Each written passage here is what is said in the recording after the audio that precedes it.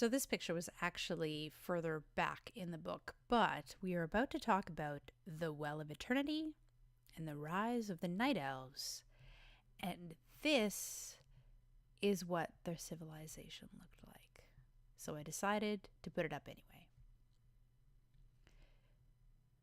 It is beautiful. And quite a lot of this Blizzard was able to realize very beautifully in-game as well. So I could just sit and stare at it for hours. Before their war with the Akir, the Troll tribes claimed large swaths of Kalimdor. Many of these groups, such as the Gurubashi and the Amani, clashed with each other over hunting grounds and territory. Yet one tribe was unconcerned with these battles for land and power. Known as the Dark Trolls, they lived in a network of deep caverns that stretched beneath Mount Hyjal. They abhorred daylight, only emerging from their underground burrows at night. The Dark Trolls' nocturnal habits changed them over time, turning their blue-hued skin into shades of gray. The Dark Trolls cherished their independence from greater troll society, and they largely ignored the activities of other tribes. Unlike their Gurubashi and Amani cousins, they longed for a peaceful connection to the natural world. Dark Troll mystics often sought ways to commune with the land and live in harmony with it. Many of these trolls gradually migrated toward the center of Kalimdor. They explored the labyrinthian groves at the heart of the continent, crossing paths with the elusive fairy dragons, chimeras, and dryads. In time, the Dark Trolls also discovered an enormous lake of scintillating energies, a lake they would later know as the Well of Eternity. Mesmerized by their discovery, the Dark Trolls settled along the Well of Eternity's shores. Over generations, the energies radiating from the lake suffused the trolls' flesh and bones, elevating their forms to match their graceful spirits. They transformed into highly intelligent and virtually immortal beings. These former trolls gradually abandoned their ancient heritage and traditions. The tribe's mystics began worshipping the moon goddess, Elune, who they believed was bound to the Well of Eternity itself. They claimed that the deity slumbered within the fount's depths during daylight hours. The former trolls also discovered the name Kalimdor and other Titan-forged words from communing with Elune and investigating strange artifacts scattered around the well's periphery.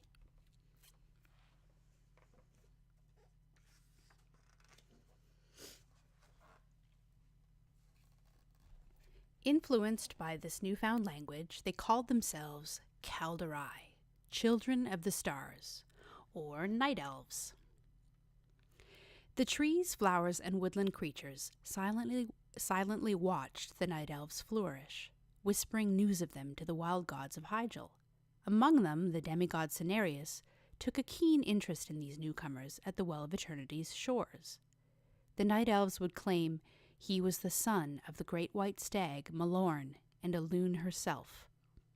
Cenarius adored the Night Elves and believed they had the potential to become great caretakers of nature.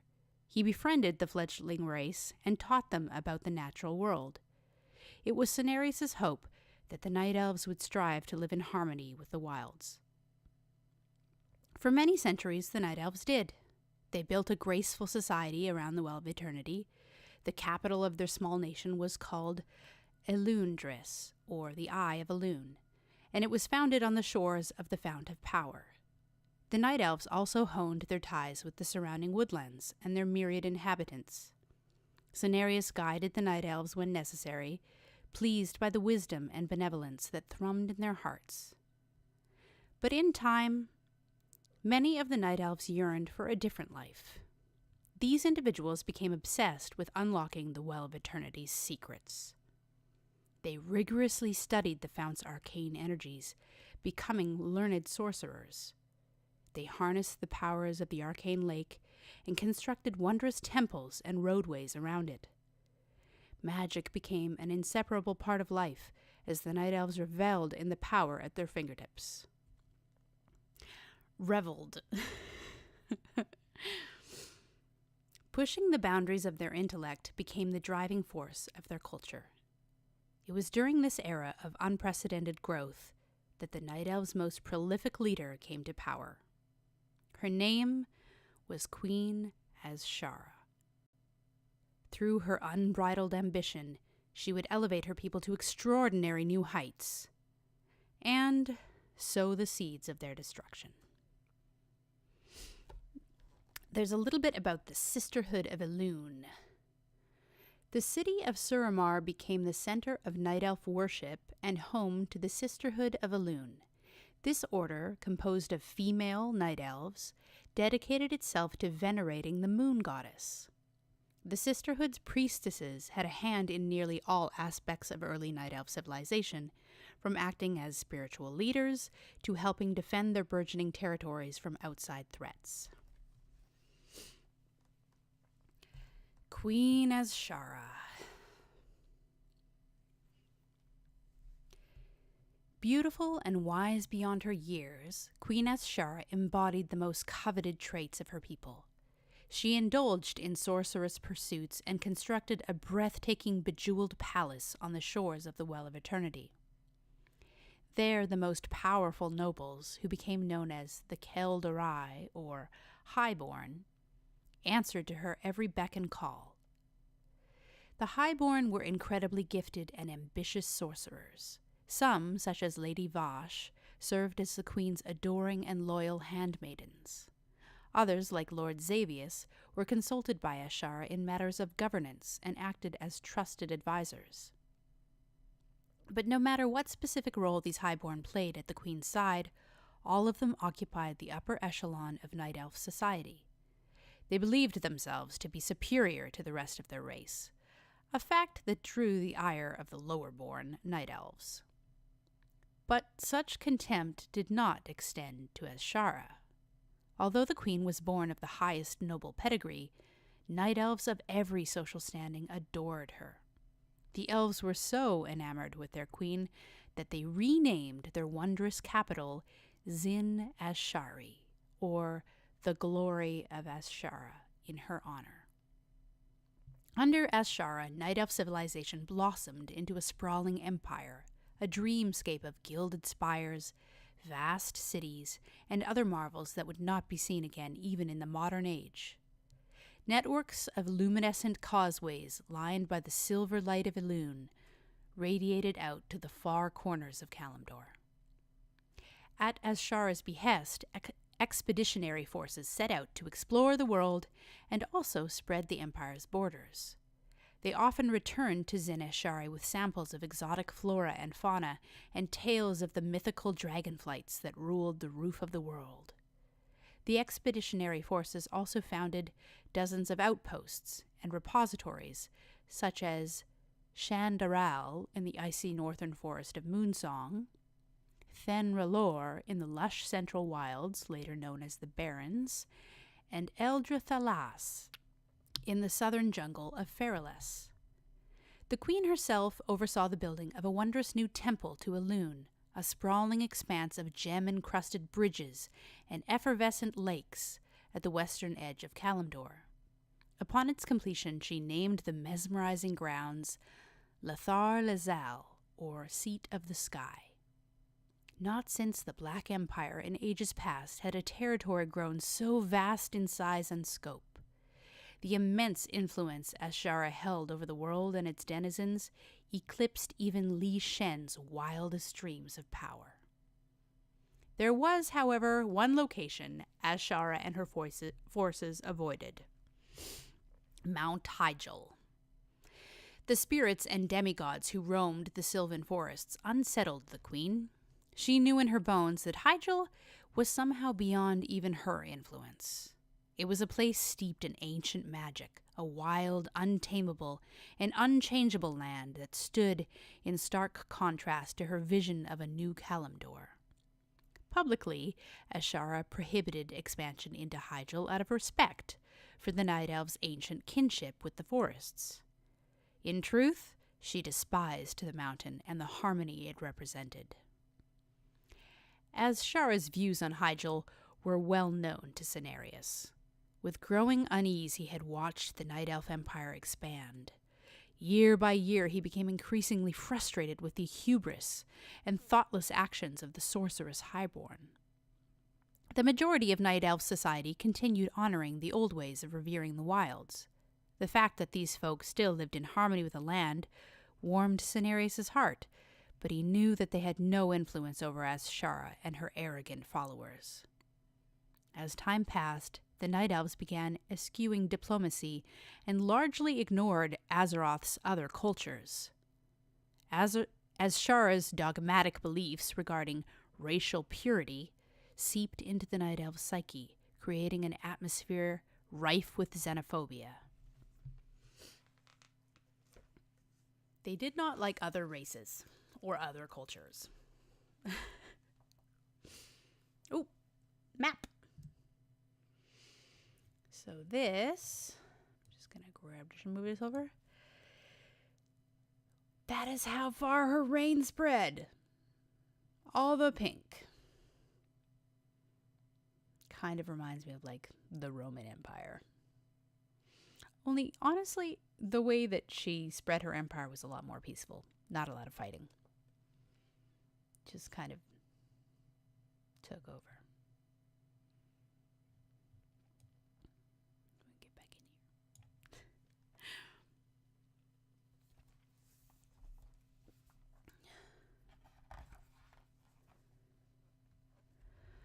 Only the openly hostile troll nations drew the full attention of the elves.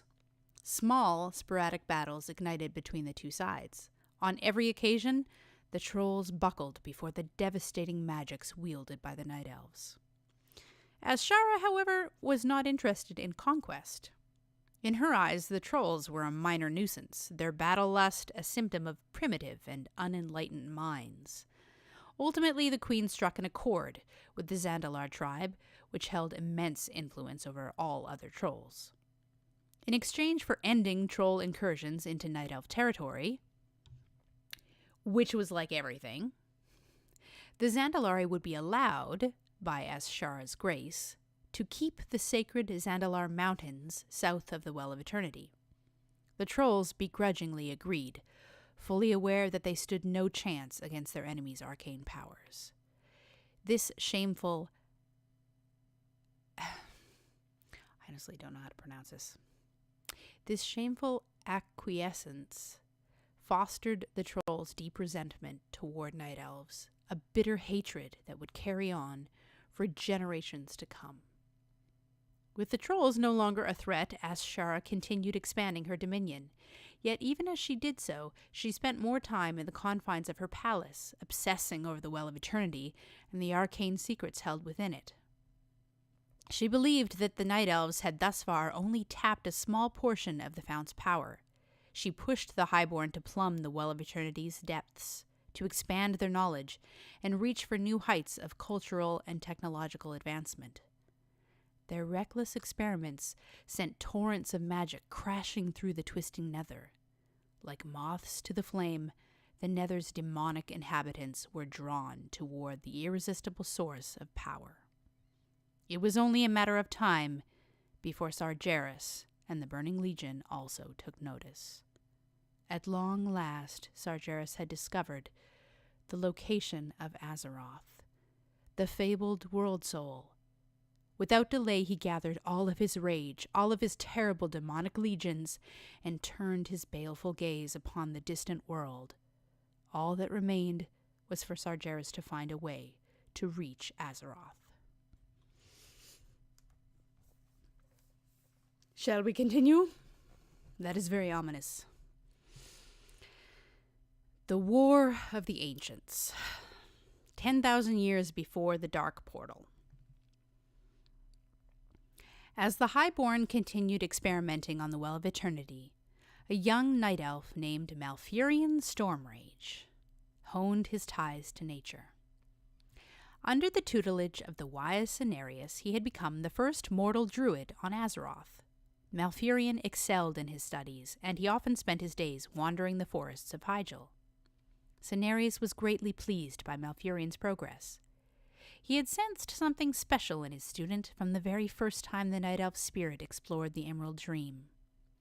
Cenarius hoped that Malfurion would spread Druidism among the Night Elves and help them return to their harmonious roots. Yet this change would not come to Azshara and her followers.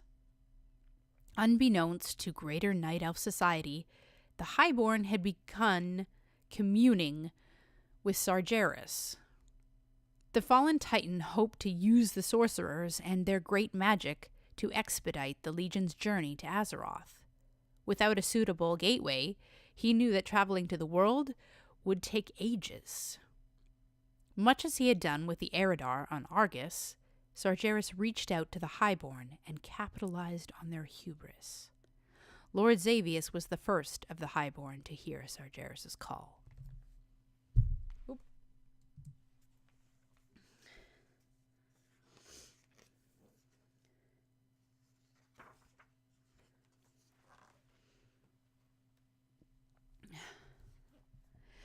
The power-hungry Xavius quickly brought Sargeras to Azshara's attention. The fallen Titan promised to grant the Night Elf Queen and her servitors unfathomable power, thereby allowing them to remake Kalimdor into a paradise. Sargeras requested only that Azshara and her followers summon his agents into the world of Azeroth so that they could give the Highborn this power. Enthralled by Sargeras' might, Azshara and her Highborn used the Well of Eternity's energies to bring the Legion's minions into Azeroth. Waves of demonic warriors flooded out from the Queen's palace, murdering every Night Elf in their path, save for their Highborn allies. Led by the likes of Manaroth the Destructor, Hakar the Houndmaster, and Archimond the Defiler, the Legion stormed across the Night Elf Empire in a tide of death and destruction. Blazing infernals tore through the skies, shattering Night Elf cities, while thousands of bloodthirsty Doomguard and ravenous Fellhounds reduced Kalimdor's tranquil woodlands to smoldering green embers. War, the likes of which no mortal empire had ever witnessed, had come to Azeroth. A Night Elf resistance force, led by a noble named Lord Kurtalos Ravencrest, formed to stand against the Legion's furious onslaught. Among these brave defenders were Malfurion, his sorceress twin, Illidan, and the beautiful priestess whom both brothers loved dearly, Tyrande Whisperwind. Ultimately, these three unlikely heroes would change the fate of Kalimdor forever. Though Ravencrest's forces initially suffered many defeats against the demons, the Night Elves did make gains. Malfurion himself delivered one of the most decisive early blows against the Legion and its Highborn allies. From the depths of the Emerald Dream, he unleashed his druidic magics upon Azshara's trusted servant, Xavius, striking him down. Not only did this act destroy one of the Highborn's most powerful sorcerers, but it also proved the incredible potential of druidic magic to Malfurion's allies. Illidan also became invaluable to the Resistance. During one engagement, his courage and mastery of arcane magic allowed him to save Ravencrest's life. For this selfless act, Illidan was appointed the commander's personal sorcerer. He would later go on to lead the host of sorcerers that fought for the Night Elf Resistance. For her part, the priestess Tyrande emerged as one of the greatest members of the Sisterhood of Elune. Through her unbreakable faith in the benevolent Elune, she saved countless innocents from the marauding Legion. In time, Tyrande would become the High Priestess of Elune, the revered leader of her sacred sisterhood. Yet despite the bravery with which the Resistance fought, more and more demons spilled into Azeroth through the Highborn's portals. The Legion also bolstered its numbers with a new breed of demon, born from the denizens of Azeroth itself. The first of these abominations was Xavius. Sargeras had warped the defeated Highborn's body into a twisted demonic visage of jagged horns and cloven hooves. This new form became known as a satyr, and it would mark Xavius as an eternal servant of the Legion. At Sargeras' bidding, he set out to curse many of his fellow highborn, transforming them into satyrs as well. As the Legion's numbers swelled and the war progressed, Malfurion realized that the Night Elves could not prevail alone. He convinced Tyrande and Illidan to accompany him to the tranquil moonglade near Mount Hyjal, where they besieged Cenarius for aid. The great demigod agreed to rally the mighty wild gods against the Legion, but they were unpredictable beings, unaccustomed to fighting as one. Spurring them to action would take time, a luxury the Night Elves did not have. How long have we been recording? Should we take a break? Well, we can go on a little bit longer. Deathwing and the Dragon Soul. While Cenarius gathered the wild gods, Malfurion called on the mighty dragon aspects to defend Azeroth.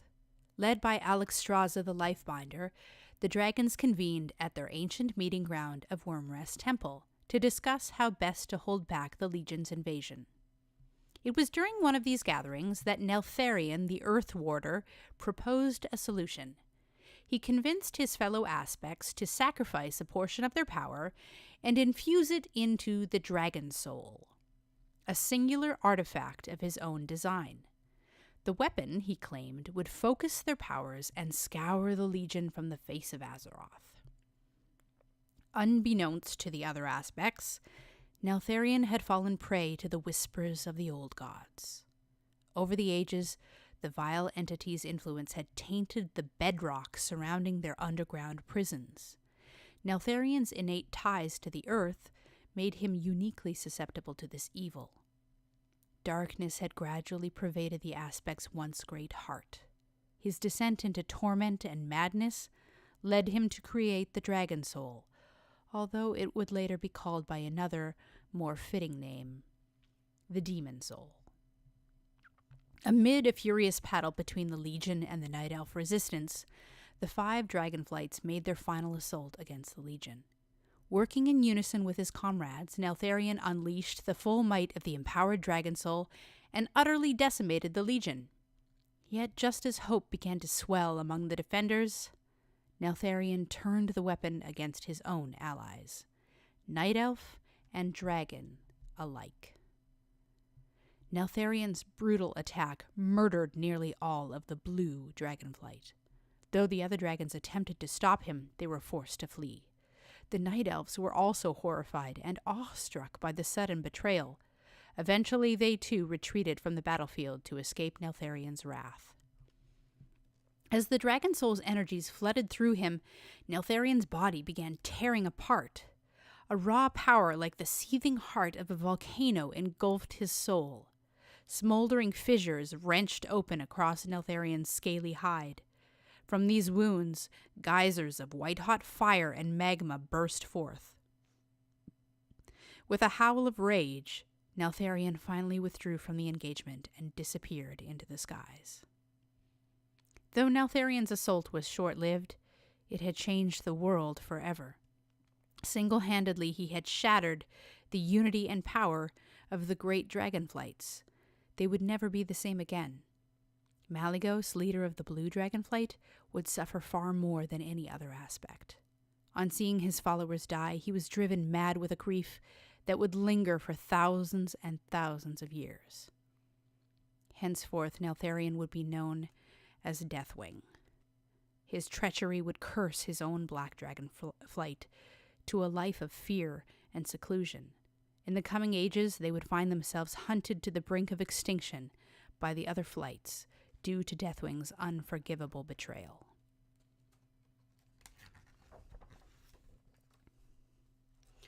Okay, now we take a break.